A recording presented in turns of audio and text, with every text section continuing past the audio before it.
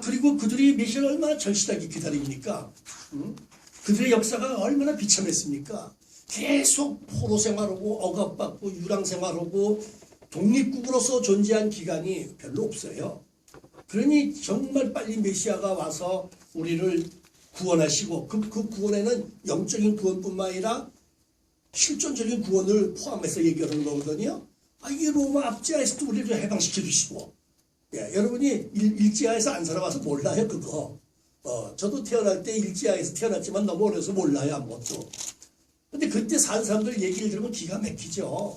우리 교회사에도 한국 교회사에도 뭐 보통 비참한 얘기가 많습니까? 얼마나 많은 사람들이 외경 잡혀가고 고문당하고 순교당하고 그랬습니까? 제합리교회 수원 그 사람들 거기서 교인들 몰아넣고 불질러서 다 죽어 죽였어요. 나오면 쏘고 말이야. 밖으로 도망 나오면. 이게 정말 끔찍하고 끔찍한 얘기들이 배경에 깔려 있거든요. 그러니까 메시아가 얼마나 학수고대하는 구세주냔 말이에요.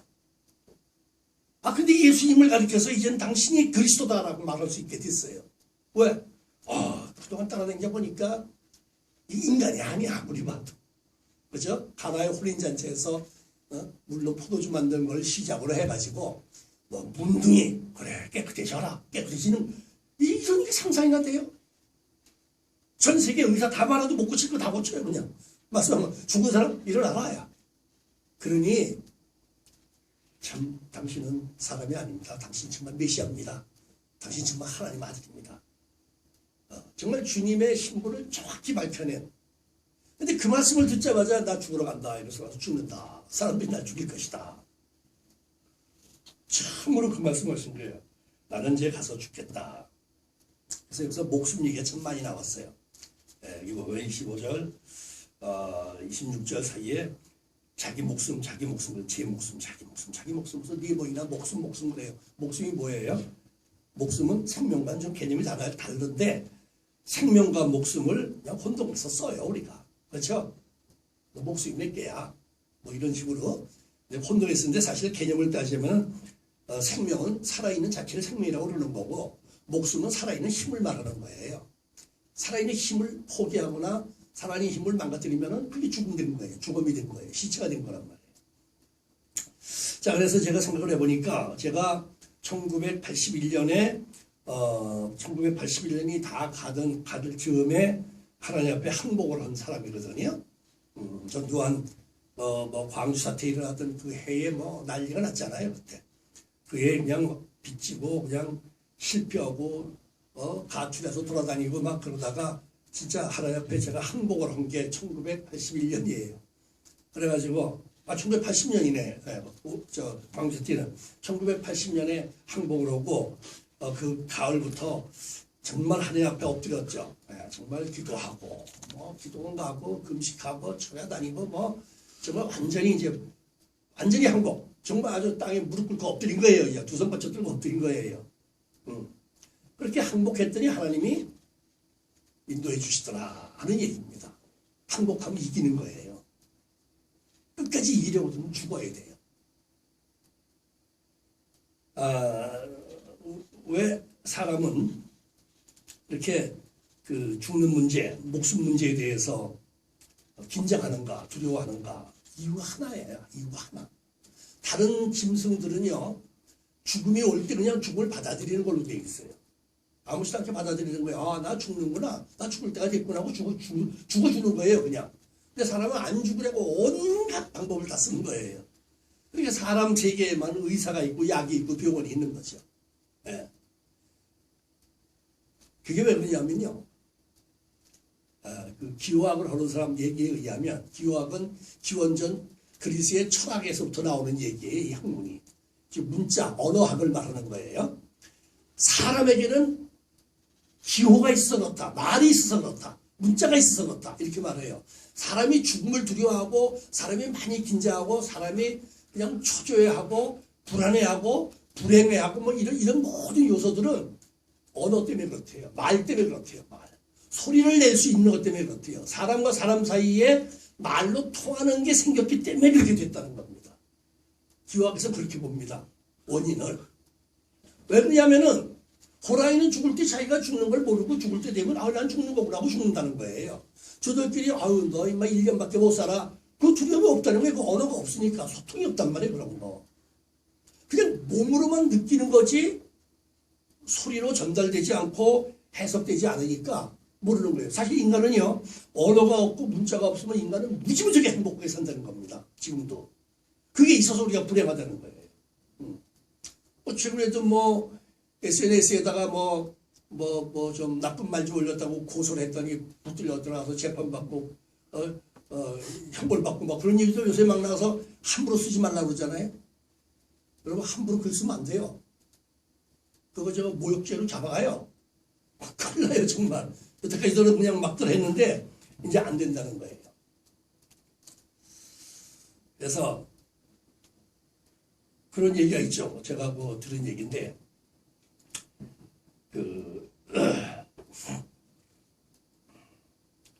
그 선교사를 아주 오지에 보냈답니다. 그 종족의 언어는 통하지 않아요. 아무도 몰라요. 그러니까 이제 거기 가서 그들의 말을 배워가지고 그들의 말로 복음서를 번역을 해줘라. 그래야 될 거 아니냐. 그래가지고 선교사를 그 오지에 보냈는데 이 선교사가 거기 가지고 3년을 살아도 그쪽 말을 터득을 못해요. 이게 좀 감각이 주는 사람 있잖아요. 말 잘 배우는 사람. 그냥 아무리 노력해도 그 사람이 아는 건 의례적으로 서로 인사하는 정도 있잖아요. 밥 먹었어? 어디 아파? 뭐 이런 사냥하러 가? 뭐 일상적으로 아주 늘 쓰는 거 아주 그거 단어 몇 개 외에는 이 사람이 못해요. 그러니까 외국어 능력이 없는 사람이야. 재능이 없는 사람이에요. 3년을 애썼대요. 3년을. 그러니까 이 사람이 할 수 있는 게 뭐가 있겠어요? 말이 안 통하니까 몸으로 다 때우는 거예요. 몸으로. 누가 아프면은 그냥 치료해 주려고 애를 쓰고 뭐 막 이렇게 이제 이렇게 살다가 결국은 소환을 당했어요. 본국으로. 왜? 무능한 선교사니까. 복음서를 번역을 그냥 그 나라 말도 전혀 모르고 보고서를 보내주니까 돌아와라 너. 그래서 무능해서 돌아왔답니다. 그 다음에 이제 아주 그 언어 능력이 좀 탁월한 사람 있잖아요. 재밌는 사람. 그런 선교사를 보냈습니다. 이 사람은 가서 한 1년 지나니까 말이 그냥 청산유수로 토합니다. 그 사람처럼. 재능이 있으니까. 그래가지고 이 사람이 이제 설교를 그들이 알아듣는 말로 설교를 해줍니다. 마태복음 5장 16절을 가지고 설교를 했는데 너의 빛이 사람 앞에 비치게 하여 그들로 너의 착한 행실을 보고 하늘에 계신 너의 아버지께 영광을 돌리게 하라. 착한 행실을 하라. 그랬어요. 그러면서 이제 예수님께서 최고의 계명이 뭐냐는 물음에 대한 답을 했잖아요. 그때 뭐라고 그랬습니까? 네 이웃을 네 몸과 같이 사랑하고 하나님을 사랑하라. 두 가지를 제시했잖아요. 그걸 딱 해줬어요. 그들이 거기 앉아있던 아주 미개인들이죠. 그 사람들이 그 말을 딱 듣더니 그러면 예수님이 우리와 3년 같이 있었네 그러더랍니다. 무슨 뜻이겠어요? 저 목사님 설교를 들어보니까 그렇게 착하게 살고 정말 하나님을 사랑하고 정말 이웃 사람들을 사랑해준 3년 동안 여기 와서 말도 안 통하던 그 사람이 그렇게 살았다는 거예요. 말은 못했지만 말은 못 배웠지만 말은 안 통하지만 그 사람 생활 자체는 정말 우리를 사랑해주는 그런 모습으로 희생적으로 살았다는 거예요. 그러니까 그럼 그분이 예수님이네 그러더래요. 무능하다고 소환당해 간 사람이 예수님이에요. 그 사람들에게는. 듣고 보니까 참 유능한 선교사죠. 그 사람이. 그 사람이 예수님으로 평가를 받으니까 사람들이 예수님이 그런 사람인 줄 아니까. 그래서 우리가 말을 하는 것 때문에 불행한 일이 많이 생기는데 말을 못하기 때문에 좋은 일도 많이 생긴다는 거예요. 그래서 우리가 이렇게 짐승은 언어가 없기 때문에 행복하다는 거죠. 짐승은 언어가 없어서 배만 부르면 행복한 거예요. 배만 부르면 잠을 자는 거예요. 이렇게 행복해요. 사람은 배가 불러도 불행해요. 말이 있어서 그래요. 언어가 있어서 그래요. 의사소통이 되기 때문에 그래요. 오늘 항복이라는 단어를 썼어요. 성경에서는 원래 성경이 상당히 역설적이지 않습니까? 하나님이. 왜? 하나님은 사람이 아니시므로. 근데 성경에서 보면 뭐 그런 게 맞죠. 너희들이 낮아지면 높여주시겠다. 그러잖아요. 낮아지면 높여주시겠다. 죽으면 살리라. 뭐 성경은 그렇게 많이 나와요. 역설적으로. 섬기는 자가 되어라. 그래야만 섬김을 받을 것이다. 전부 반대예요. 이런 역설적인 게 많이 나와요. 많이 나오는데 여기서 지금 이 항복이란 말은 낮아진다, 순종한다, 뭐 이런 걸로는 우리가 잘 이해가 안 돼요. 왜 그러냐면 낮아져야 된다고 그럴 때 그 낮아짐의 수준이 어디까지인지 몰라요. 애매해요, 사실은요.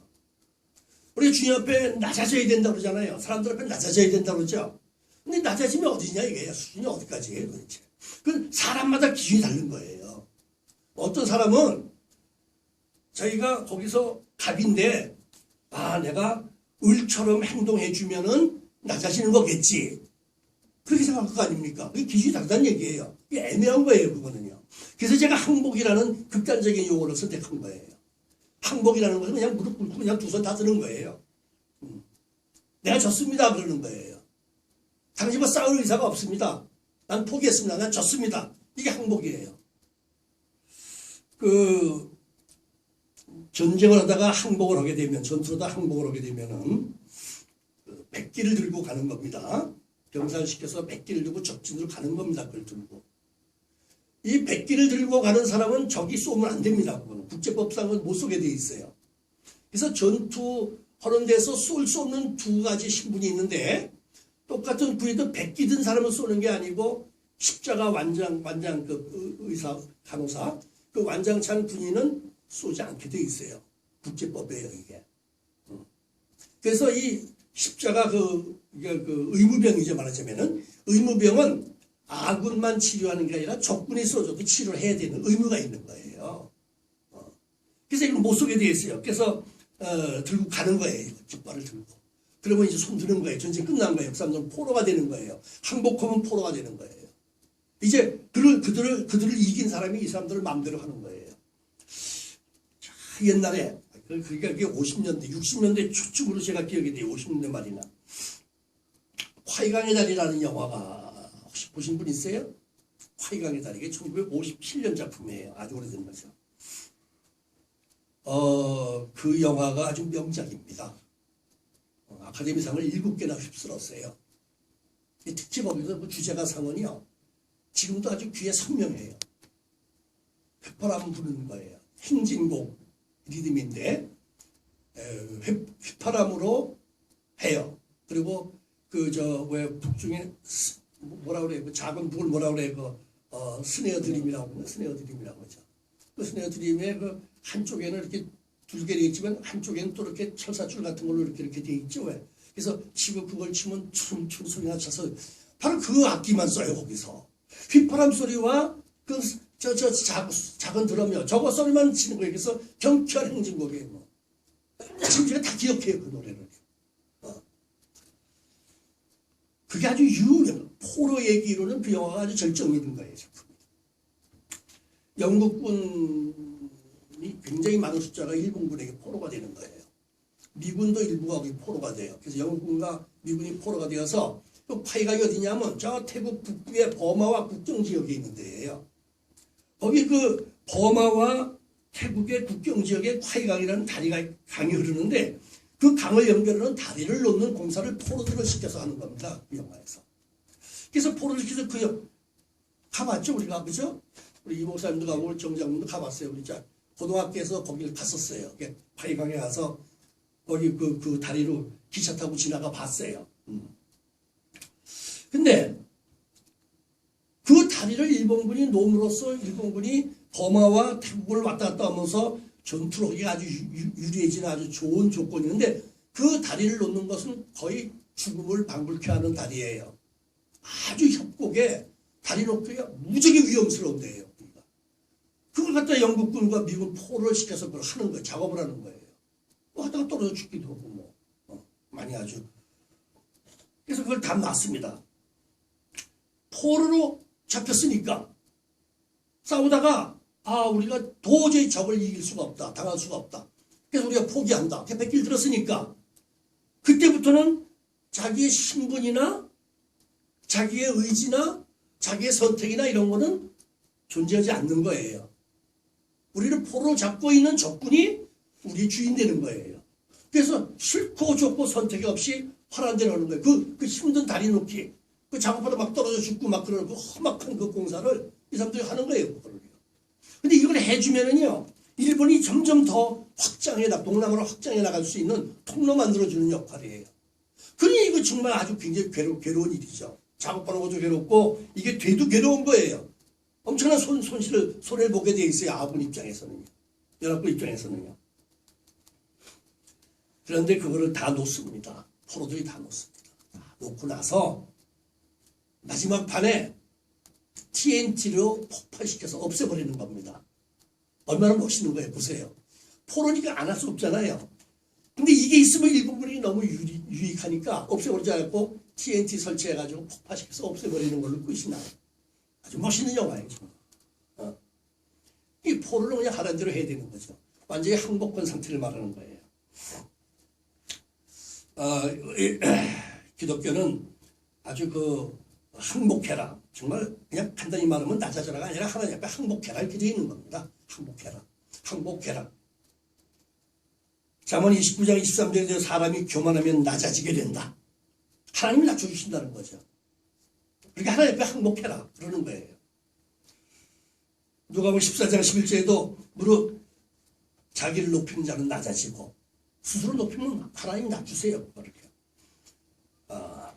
하나님이 높여주시고 하나님이 높이시면 낮출 자가 없다. 그렇게 돼 있어요. 그래서 우리가 이 말을 좀 더 실감 있게 좀 더 강렬한 어휘로 쓰면은 하나님 앞에 항복한다는 말로 해야 딱 맞다. 제가 이렇게 생각을 하는 겁니다.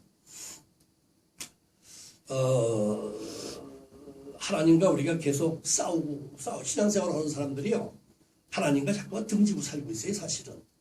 하나님을 등지고 산다고요. 하나님 말씀을 등지고 살아요. 즉 순종하지 않는다는 얘기예요. 내 생각대로 한다는 얘기예요. 거의가 그렇습니다. 거의가 그래요.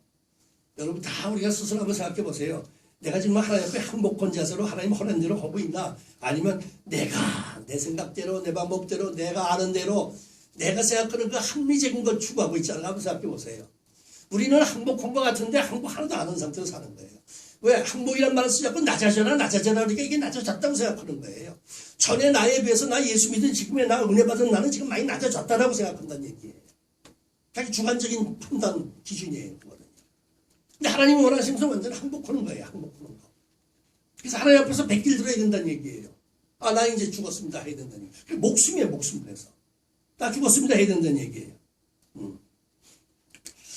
우리가 그런 말 쓰죠. 영화에서 낮다는 거 언더라는 거 쓰죠.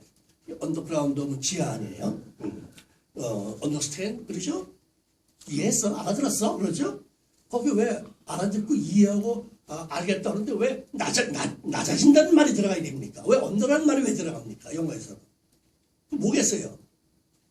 남의 말을 낮은 자세로 경청하지 않으면 못 알아듣는다 이 말이에요. 이해 못한다 이게 자기 주관이 살아나게 돼 있다는 얘기예요. 그래서 우리가 저 유명한 3회성 3장 9절이요. 1000번째를 지면서 하나님께서 너 뭐 해줄까? 내가 뭘 줄까? 너 선물 하나 주겠다 했더니 뭐라 그랬습니까? 개혁성경에는 먼저 뜬 개혁성경에는 지혜를 주십시오 이렇게 되어 있어요. 지혜로운 마음을 주십시오 이렇게 되어 있어요. 그래서 내가 재판을 좀 공정한 재판을 할 수 있도록 하나님 지혜를 주십시오. 그렇게 되어 있죠. 세번역에는 뭐라고 되어 있어요? 영어 성경에는 언더마인드를 달라 이렇게 되어 있어요. 낮은 마음을 달라 그렇게 되어 있어요.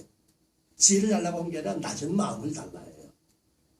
낮은 마음이 되는 것은 재판장, 왕이 재판장으로서 재판장석에 앉을 때 얼마나 건방지겠어요? 얼마나 교만하겠어요? 내가 하나님이거든 그때는. 내가 저러면 죽여라 하면 죽이는 거고 내가 저러면 살리라면 살리는 거예요. 지금 마음대로 할 수 있어요. 공정한 재판을 못한다는 얘기입니다. 그러니까 내가 공정한 재판을 하려면 피고 측 얘기도 겸허하게 들어야 되고 정말 낮은 자세가 되어서 들어야 되고, 내가 왕이다 하면 못 들어요. 내가 재판장이다 하면 못 들어요. 낮은 마음으로 그걸 들어야 되고, 원고의 말도 낮은 자세로 들어야 돼요. 그래서 경청을 해서 판단을 정확하게 할 수 있게 돼요. 그래서 솔로몬이 낮은 마음을 주십시오라고 하나님께 구했어요. 그러니 하나님이 감동을 받다고 그랬잖아요. 아니, 지혜 달라는데 감동받겠어요, 여러분? 우리 식으로? 제가 낮아진 왕이 됐는데도 불구하고 낮아진 마음을 주셔서 피보고 원고고 내가 말을 경청해서 오판하지 않고 말이에요. 공정한 재판하게 해주십시오. 얼마나 기특합니까? 낮은 마음을 달라고 그러니까 하나님께서 그에게 전무후무한 지혜로운 사람이 되게 해주신다 그랬어요. 그의 마음을, 낮은 마음을 갖게 해주셨다는 뜻이에요. 아주 멋있는 거예요. 여러분, 이걸 잘 모르시겠지만은 저 목사님들을 보면은요, 되게 죄가 많은 사람들이에요. 그렇게 아시면 돼요. 목사님들은 참 죄가 많이 있는 사람들이에요, 원래가. 그런 사람들이 하나님 앞에 항복했기 때문에 하나님이 쓰시는 거예요. 간다는 거예요, 이거는요. 이게 목사님 하면 저 사람은 죄도 안 짓고 거룩하게 살고 그래서 목사 천만에 맞아 깎고 뒤집어 생각을 했어요. 뒤집어 생각을. 성경이 이렇게 돼 있어요, 성경이. 12지파 가운데서 레위 지파를 제사장 지파로 세웠잖아요. 근데 레위 지파가 제일 죄 많아지는 지파예요, 성경에서. 레위와 시몬이라는 형제가 있어요. 두 번째, 야곱의 두 번째 아닌 레아가 낳은 세 남매 이름이 나와요. 디나, 시몬, 레위가 나와요. 그런데 디나가 세겜성 왕자에게 강간을 당했어요. 그리고 그걸 끌고 가버렸어요. 납치하고 데려갔어요, 성 안으로요, 세겜에서. 왕자의 사실은. 그래놓고 이쪽에다가 내가 무지무지하게 디나를 사랑하니까 나 결혼하겠다. 정말 이건 지금 성격으로 끝나는 게 아니에요. 정말 홀딱 받아가지고 결혼하겠다고 그러는 거예요. 그래서 데려간 거예요, 그걸. 안 된다고 그러니까 그쪽에서 너도 하라는 대로 다 해주겠다. 조건 제시해라. 다 들어주겠다.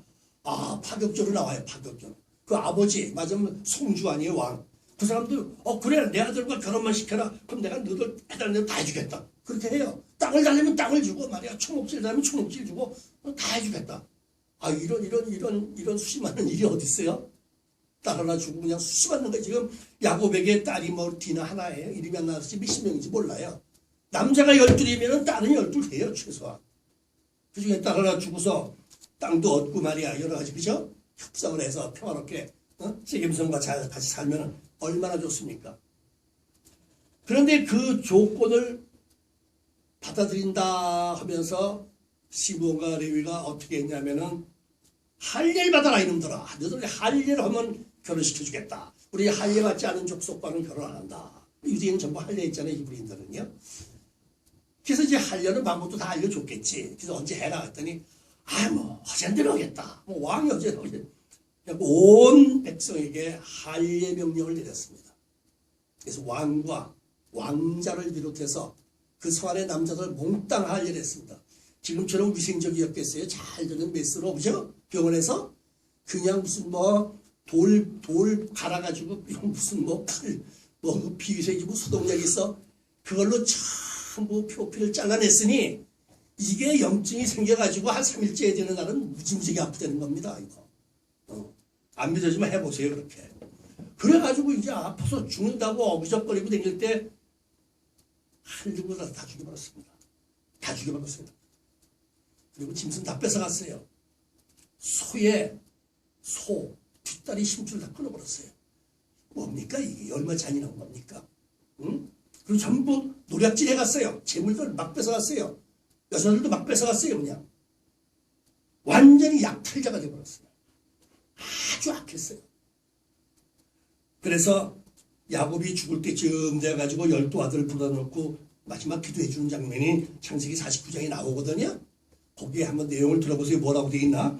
시므온과 레위는 형제요, 한 배에서 났다 이 말이에요. 그들의 칼은 폭력의 도구로다. 얼마나 잔인하게 했습니까?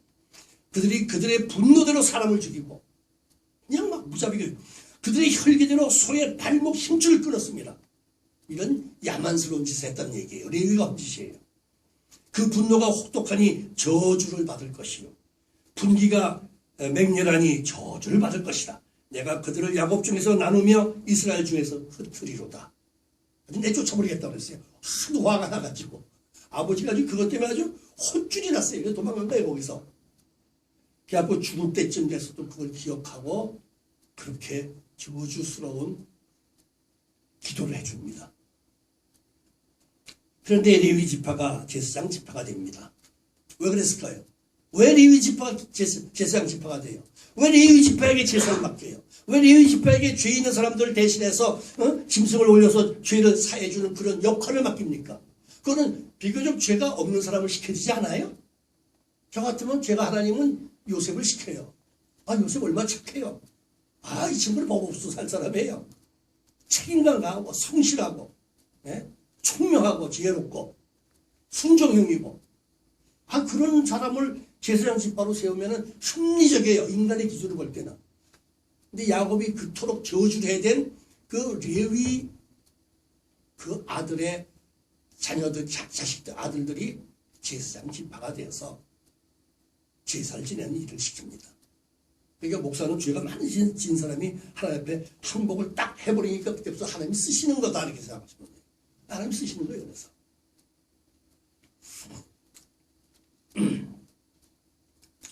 하나님 앞에 항복하면은 하나님이 그냥 두시지 않아요. 이기게 해주세요. 하나님은 거꾸로 하시니까. 낮아지면 높여주시니까. 그래서 잘 되겠어요. 저는 우리 한국, 우리 대한민국을 보면은요, 정말 굉장한 나라거든요. 지금 우리나라가. 아니, 미국 대통령 후보가 한국 왜 돈 주느냐, 왜 지원해 주냐, 왜 군사 보내주냐고 지금 막 그러잖아요. 저들 잘 사는데 저들끼리 말이야 핵무기를 만들든지 저들끼리 싸우게 하든지 우리가 미군을 주둔시키려면 그 비용을 한국 다 대라고 그래라. 왜? 부자 나라인데 왜 우리가 해주느냐. 그렇게 나올 정도의 우리나라가 그렇게 부자예요. 미국의 저 도로에 다니는 차의 9대 중에 한 대는 한국 차예요. 전에는 그렇지 않았어요. 지금은 9대 중에 한 대예요. 굉장한 겁니다. 이거.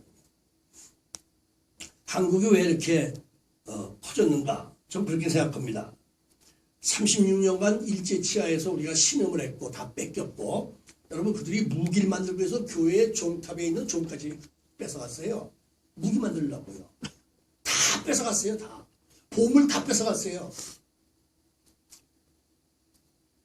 사람도 뺏어갔잖아요.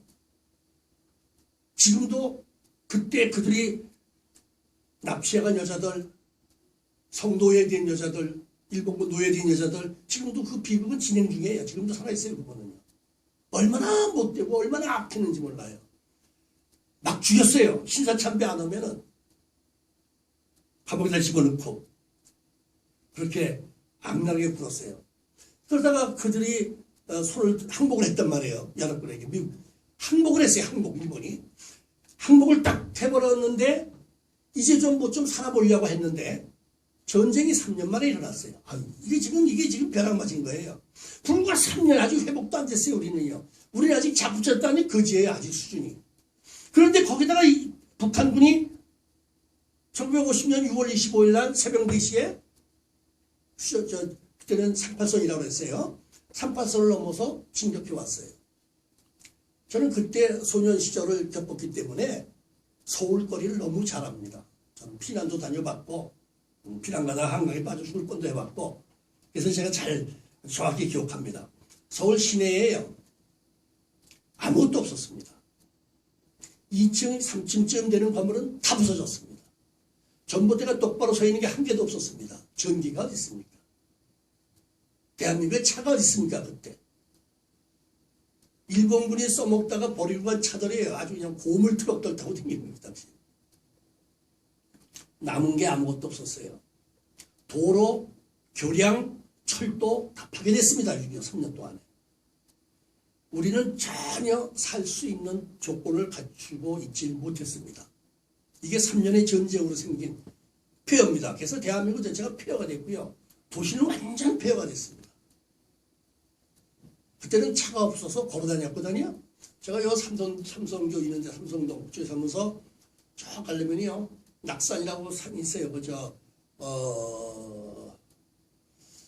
대학로 그 동쪽 산이 낙산이에요. 낙산. 그 낙산, 그때 걸어 다녀야 되니까. 거기서도 산등성을 타고 낙산을 넘어가면 지금의 대학로가 나와요. 그럼 거기서 쭉 성대 쪽으로 걸어가서 창경호를 끼고 종로 4가, 을지로 4가로 나가는 거예요. 그렇게 해서 전부 걸어다녔어요. 차가 없어요. 길이 차가 없으니까. 신발이요. 그때만 해도요. 집신 신는 사람 많았어요. 시골에. 시커먼 고무신 신는 사람 많았어요. 전부 굶주리고 정말 비참했어요. 온전한 건 한 개도 없었어요. 우리나라에. 길거리에서 요새야 뭐라 그래 그거죠. 미국 무대에서 나온 거 그거 죽 끓여서 먹는 거 요새는 그거를 식당에 가서 사 먹죠. 뭐라 그래 그거. 네? 미국 무대에서 나오는 그 음식 찌꺼기로 찌개해서 먹은 거 있어요. 꿀꿀이죽이라고 그랬어요. 그전에는 꿀꿀이죽. 그 당시에 지금 돈으로 말하면 한 그릇에 지금 돈으로 말하면 500원 정도 아마 한 것 같아요. 길거리에서 이런 드럼통 반쪽 놓고선 냄새가 진동을 해요. 근데 거기에는 막 고기도 들어있고 담배꽁초도 들어있고 가래침도 들어있고 없는 게 없어요. 음식 먹고 찌꺼기 버린 거. 그게 지금의 뭐로 변했는지 아세요? 응? 지금 뭐로 변했는지 아세요? 부대찌개예요, 그게. 부대찌개 기원이에요, 그게. 그래서 의정부 부대찌개예요, 원래가. 의정부에 미국이 많이 주려고 있었거든요. 지금도 있어요. 그 의정부 부대찌개 그겁니다, 바로. 그거 그냥 먹었습니다, 여과 없이. 그냥 의정부 거지였죠. 로이터 통신의 기자가 남산에서 돌을 던지면은 창녀나 거지 머리에 맞는다 그랬어요. 그게 영국에서 신문에 나갔어요. 그 기사가. 그걸 토픽처럼 해서 전 세계에 보도됐어요. 그게. 한국이 아주 그냥 거지에다 청년을 하게 버렸어요. 이미지가 완전히 그렇지 않아도 나빴는데 지금 떡이 된 거예요. 정말. 비참했습니다. 실제로 그 남산의 그 서울역 쪽 밑에 양동 도동 전부 창녀들이 수천 명이 있었습니다. 거기 그 당시에 실제로 그랬습니다. 그리고 맨 상위 군인들 말이야 막 손가락 그냥 쇠갈구리 손가락 손이 6.25 때 전쟁 때 나가가지고 두세 명씩 댕기면서 시장에 가서 가게마다 들어가서 협박하는 거죠. 돈 내놓으라고. 안 주면 그걸 가지고 협박을 하면요. 이걸로 사람 얼굴 한번 긁으면 뭐가 되겠어요. 그 갈고리 손으로요. 그리고 쭉 고댕기면서 무섭지 그냥. 보통 한 3명씩 띠를 져서 다니면서 구걸하는 게 아니라 강도 지르는 거예요. 그래도 꼼짝을 뚝 주는 거예요. 장사꾼들이. 정말 비참했어요. 정말 거지였어요. 전부 창녀였고 서울에요. 종로 3가 일대 전부 창녀였어요. 거기. 수천 명씩 있었어요. 수천 명씩. 정말 굉장한 거지였습니다. 이거는. 국가가 거지입니다. 국가 전체가. 몰락도 이런 몰락이 없고요. 그렇게 되니까 무슨 일이 생겼는가. 그렇지 않아도 일본 사람들이 있으면서 막 탄압을 박해를 받아오던 교회들이 막 일어서기 시작한 거예요. 그래서 막 눌리니까. 그래가지고 그때는요. 천막 쳐놓고 가마떼기 깔아놔도 사람들이 터졌어요. 새벽 기도에서 철야 기도까지